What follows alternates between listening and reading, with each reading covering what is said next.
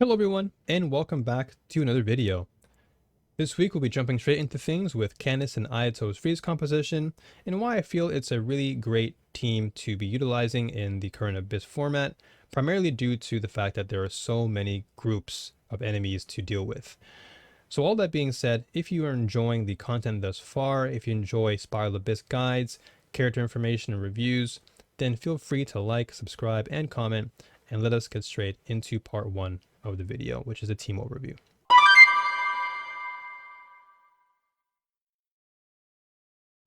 All right, so in this particular team composition, I've gone specifically for Ayato and Candace, not just because Ayato is my favorite, DPS unit in the game, but because Ayato and Candace do have good synergy in terms of their kits, respectively. Most notably because Ayato's skill does scale off of HP. Not that it gives his damage output anything significant, but it's still a big boost nevertheless, and Candace can allow for that to happen through her Q. Now her E is also great not only for grouping enemies together due to the E pushing enemies back to a certain distance, but also her charge can do a lot of damage as well, and it can also deflect damage, which is a great way to counter damage. Rosaria is here primarily for the 4-piece Blizzard Strayer. She's really great in terms of just providing that consistent freeze, and also good for chasing down enemies who try to run away. So Rosaria is good for that, and of course Kazuha is really there just for grouping and making it so that everyone's frozen, and Ayato can therefore take advantage of that in a very convincing manner. So in this Spiral Abyss, there's just a lot of enemies to take care of, a lot of annoying enemies primarily, and so it's good to have a team where you can just not have to worry about enemies running away too often. You keep them locked in place, and therefore you can deal as much damage as possible. What's also fantastic about this team too is that Candace's Q, once you've popped it, every time you're swapping out of your characters, you're also reapplying Hydro, which can also be a great benefit, because now with consecutive Hydra application being applied, Rosaria's E can then gain more value, which therefore allows Kazuha to therefore continuously freeze and swirl enemies together, and giving Ayato the prime opportunity to reaping the rewards of his E and his Q as well. So we'll go into rotations and everything, of course, moving forward as we go into more details.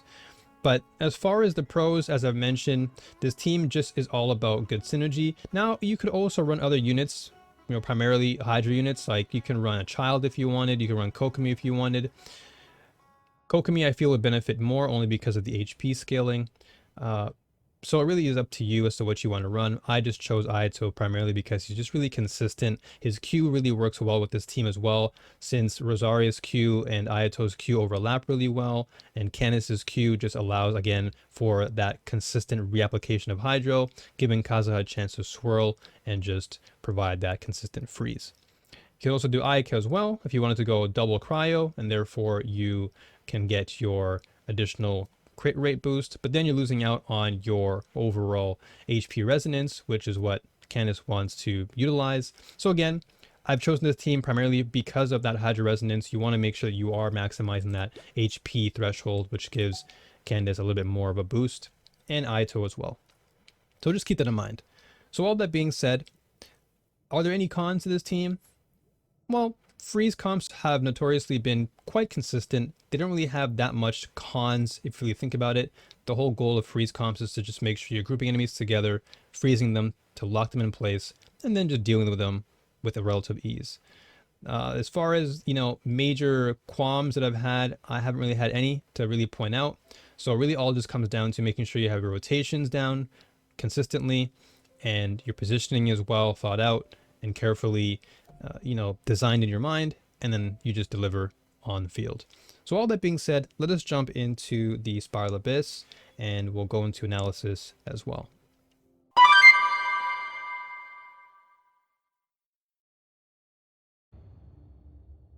All right, so here we are at the Abyss, and we're looking at floor 12. I feel like floor 12 is really important just because it is the final stage of all the Abyss. Floor 11 is, in my opinion, it's doable. You don't necessarily have to have somewhat of a game plan. A lot of it is really just grouping. I feel like floor 12 is the more challenging aspect, and so therefore I focus primarily on floor 12. If you do want to see a floor 11 though, however, let me know and I can add it in subsequent videos for you to study and analyze. But for the time being, I will be adding floor 11 to my Patreon. So if you want to become a Patreon, then feel free to click on the link in the description. But anyway, all that being said, let's jump into this. So chamber 1, I've opted for freeze on the first half of each chamber, just because I feel like, as I mentioned before, there are just a lot of enemies on each chamber. Most notably, first half has a lot of these annoying Eremite Axe Vanguards who tend to stun you quite often. And then you have your big Kairagi Dancing Thunders and Fiery Mites who can one-shot you if you're not careful. So being able to just freeze them in one sitting and deal with them all at once is fantastic, and that's what this team can really do. As for the second half, I've gone with my Lisa Aggravate team, which you can check out in the video section or clicking on the little pop-up above in the video to check out more details with Lisa Aggravate. But I've gone with that team on the second half just because Magu Kenki is easier to deal with, and the last chamber with the algorithm of Semi-Intransient Matrix, a very long name, but it deals with this particular enemy really well. So it all comes down to strategy and understanding what teams are really viable and what can get you further down the road. So chamber 2, reason why I've chosen, again, freeze comp. These enemies can tend to go underground. They can tend to run around very often, most notably these earth guards. If you're not fast enough, they can run off into the distance, therefore messing up your rotations and positioning, and of course your time. Timing is always critical in the Abyss, and so it's important to make sure that you have your timing down. And so having a freeze composition to freeze them all together is very, very important. Next, chamber 3. The primordial Baptismal Bishaps, I'll just call them Bishaps for now. These guys also tend to run around very often, and so if you are running other teams like a Vaporize or let's say a Dendro comp, they do have a tendency to run off, and so you have to be very mindful with that. Whereas with freeze, and just in this case Ayato and Candace freezing, they're very easy to deal with. And you'll see, of course, in the videos on screen that dealing with these Bishaps can really be a lot easier on your mind. It takes a lot of stress off your head when you're able to just freeze them in place and just let Ayato slash them to bits and call it a night. So that being said, the whole game plan is quick decision making, quick and swift action application of freeze, and just getting your time down pat is the most critical aspect of this chamber, or these chambers rather. Your second team again should really be focusing more on Dendro, or at least the application of, let's say, Aggravate or a Hyper Bloom composition, just because you have these repulsors that are really annoying to deal with. And Magu Kenki is really easy to deal with if you have Aggravate or if you have Hyper Bloom. I just find it a lot easier to deal with him that way. And then, as I said before, the last half, this one is quite annoying if you don't have Dendro, so making sure you have that to apply is really important. So, all that being said, let us jump into the actual VOD analysis, and then we'll take a look at each particular chamber in detail, and we'll go from there.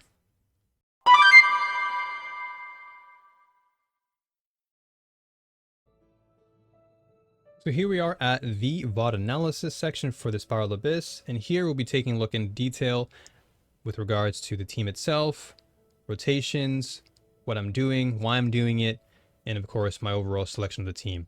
So looking at the first part of the video, right here I've gone for, as I mentioned earlier in the video, I've gone for Rosaria, Candace, Kazuha, and Ayato for the first half, while again, you're taking a look over here, you can see that I've chosen Kuki, Traveler, Dendro, Jean, and Lisa. Now I've chosen Jean only because Jean is also able to just push enemies closer together due to her E, and if necessary I can also use her hold E version to suck enemies in, making it easier for Dendro MC and Lisa to both use their Q to do more damage.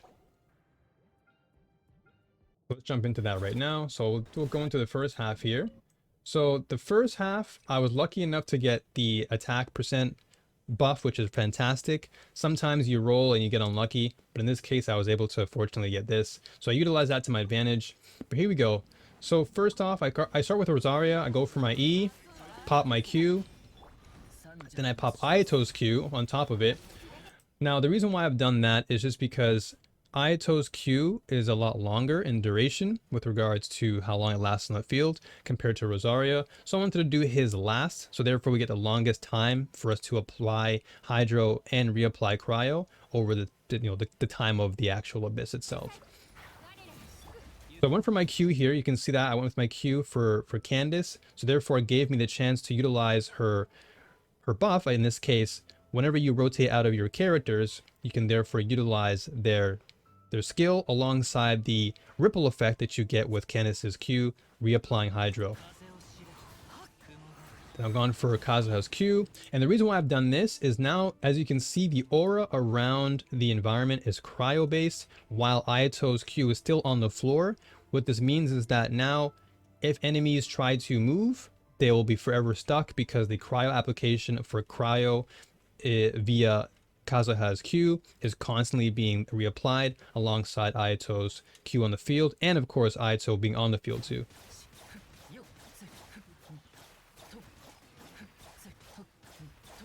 So right there you can see that enemies just don't have a chance to move because Kazuha's Q is just doing the work. And I just push the enemy close to the middle with Candace's Q, or E rather, and I popped my Q again. And there you go. Pretty swift. Go for my Q again.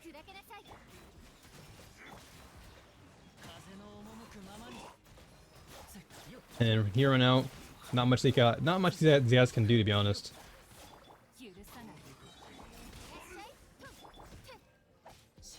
I'll go for my Q with Ayato.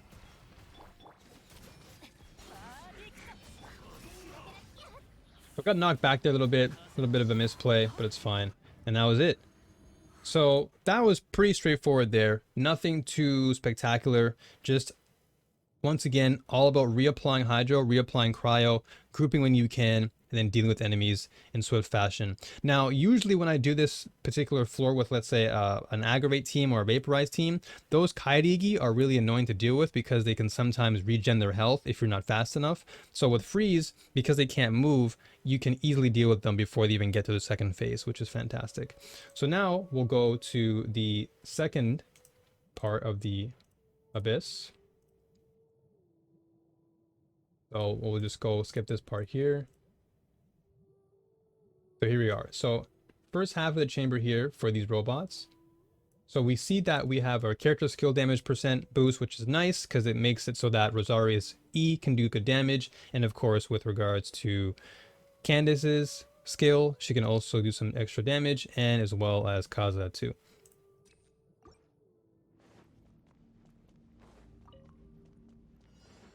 So as you can see, I position myself in the middle of each of the enemies. So therefore I can make it so that all the enemies are focusing on me. They walk in together, making it easier for them to group and deal with.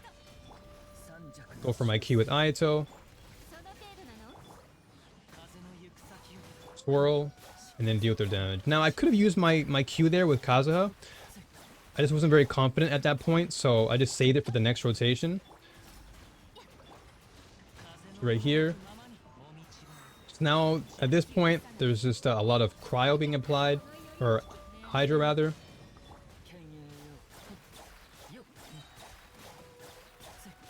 So again, not much movement these things can do.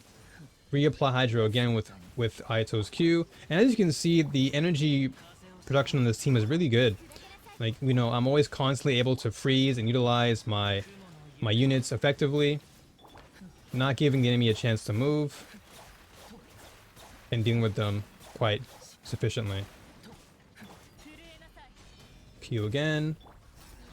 Go for Candace's Q, then Ayato's Q. And they just can't move. They're gone. Dead.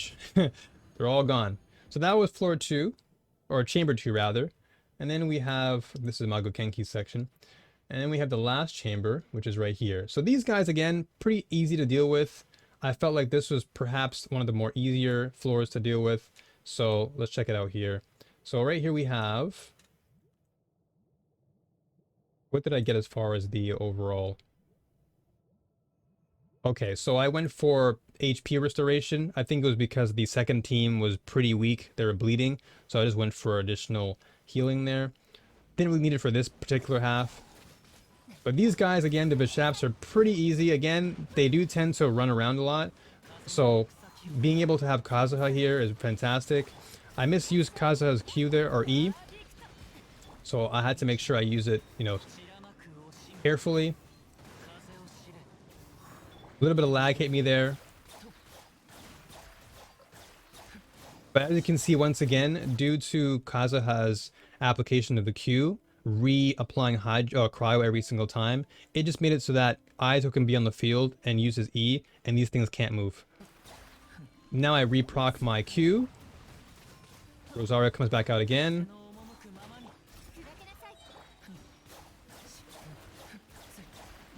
Now, Candace's E there shattered them, so that was kind of a misplay on my end. But it did push them away a little bit. But I just reapplied again, go for my Q with Rosaria, and then just, once again, deal with them without any issue at all. So right there, pretty fast, nothing too, again, out of the norm.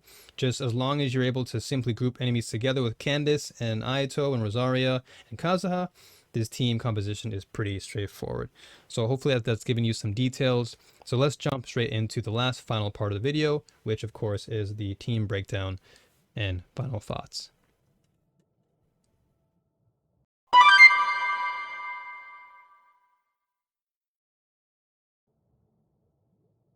All right, so here we are at the final section, which is the team breakdown.